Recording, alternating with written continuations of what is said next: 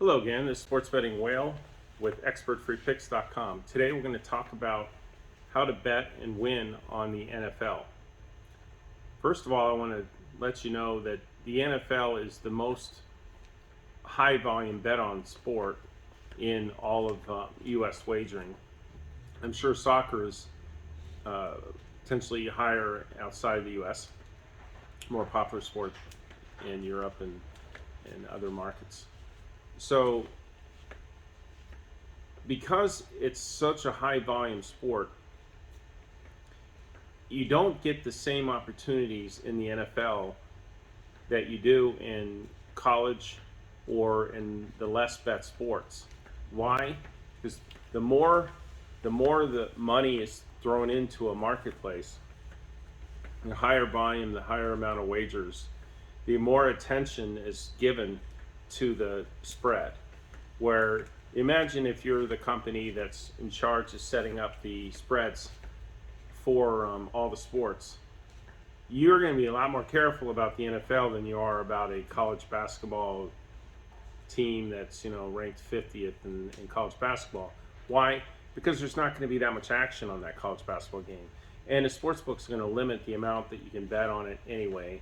So it's not that big a deal if you're wrong, and it's just so much to figure out. They use power ratings systems. They say a power rating of team A versus power rating of team B, and then is the home team worth an extra 3 or 4 points? They have to determine that, and then it creates an opening spread, and it's not getting bet that much. There's not that much attention on it. The NFL, again, is different, and the NFL can be the hardest to predict compared to the other sports. With that said, there are opportunities to make money in the NFL, but you have to be really clever on your handicapping methods. What are the different things that impact why a team will outperform or underperform what they're expected? The spread is the equalizer. So if one team is better than the other, they're going to be favored. So you end up in a situation where the better team is going to be giving the lower quality team points. You can always bet money line, and that way you eliminate the risk of the spread catching you. And that's something you should really consider. Because in the other sports, like in hockey and baseball, you're betting on a money line, and you're betting on just who's going to win. And that's a lot more predictable than who's going to win by what spread. But in pro football and college football and basketball, there's a spread and a money line. And you have to ask yourself, first question, do you want to go with a safer play if you're taking a favorite and take a money line, or do you want to try to win against the spread? Or if you like the underdog, do you want the odds on the money line, or do you want the points? Now, what makes a difference for a team to under or overperform? Injuries, revenge, motivation, momentum. What's going on with the team right now? Do they have momentum? Are they playing well? Is their energy level high? Are they confident? That's good. Is the team down and depressed and blaming each other for their losses? Well, that's not good. Just use your understanding of human emotion and psychology. Is this team that you're looking at betting, are they going to be more motivated than normal? Is this a rivalry game? Is this a revenge situation? Is there any reason they're going to be more motivated than the other team? And one of the things you'll see often that just makes it, you scratch your head, is a team will win and beat a very good team, and then turn around and be favored by 10 against a much lesser opponent that they could beat any time, you would think, by more than 10, and then they come out flat. Why? Just off a big win against a strong opponent. Where's your energy level going to be to play a lesser opponent the next week? you're not going to have the energy.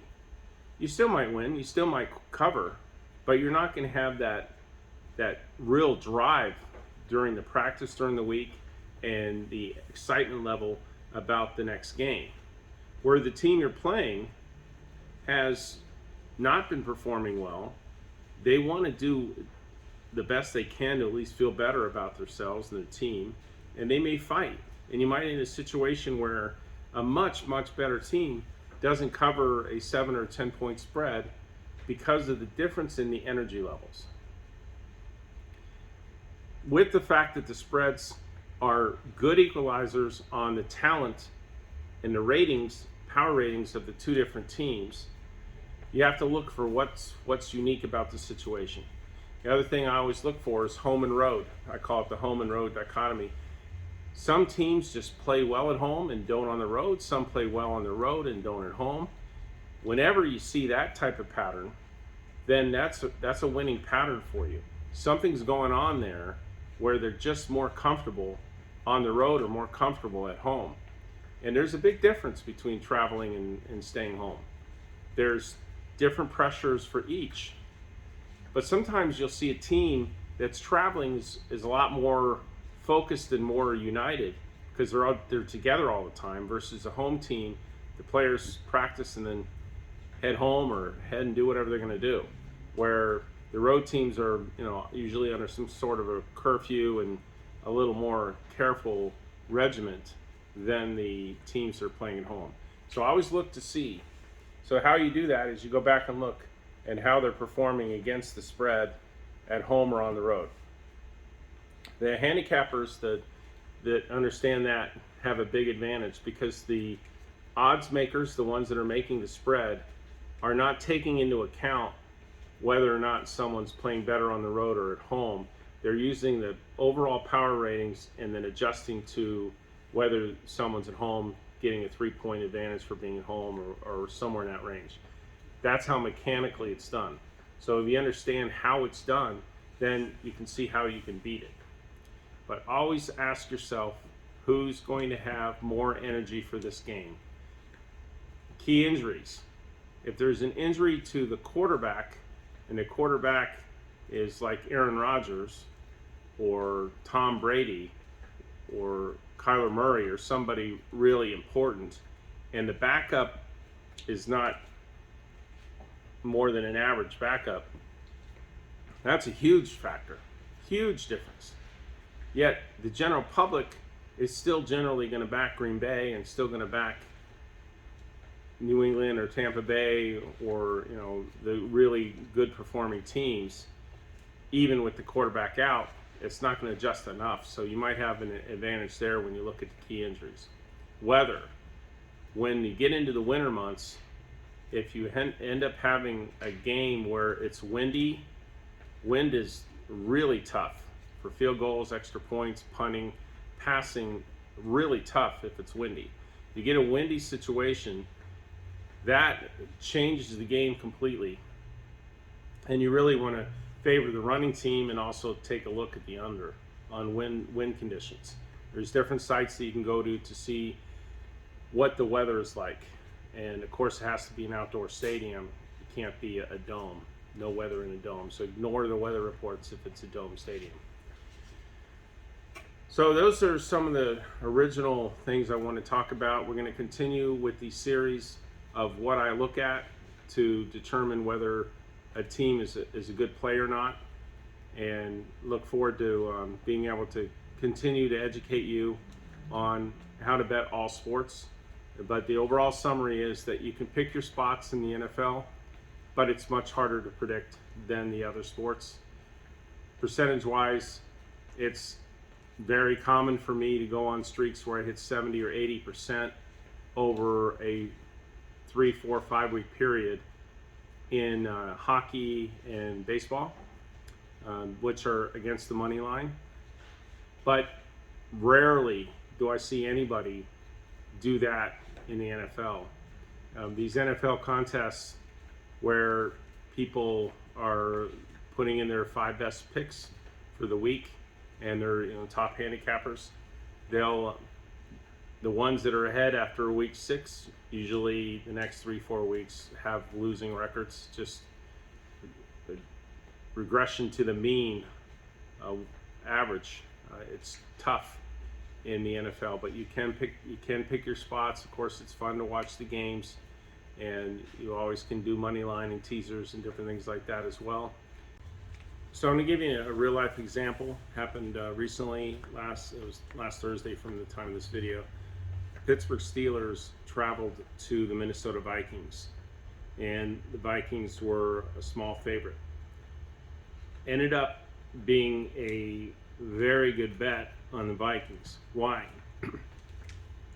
Pittsburgh played on Sunday, and they beat Baltimore Ravens in a very bruising game. Anybody that knows that series knows that they beat each other up really bad. And the Pittsburgh Steelers were very worn out, and they won. So they weren't angry. They were really satisfied that they were able to beat Baltimore in that game. Minnesota was off a loss, and they're at home. So they didn't have that kind of a game on Sunday before. So they were a lot more healthy. I mean, in fact, Delvin Cook, who hadn't been playing much, was able to play, and whenever you can take the Vikings with him, he's just a dynamic runner that nobody can really stop. He's very, very quick and fast. So you have a team off a win in Pittsburgh that's beat up and tired and satisfied, versus the Vikings who are very hungry off a loss, and you got your key running back coming back into play.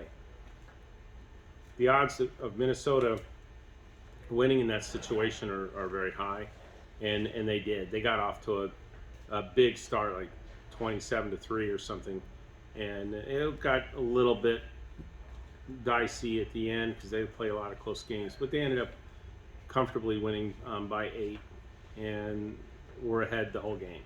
So that's an example of looking at injuries, people coming back, who's tired, who's more motivated.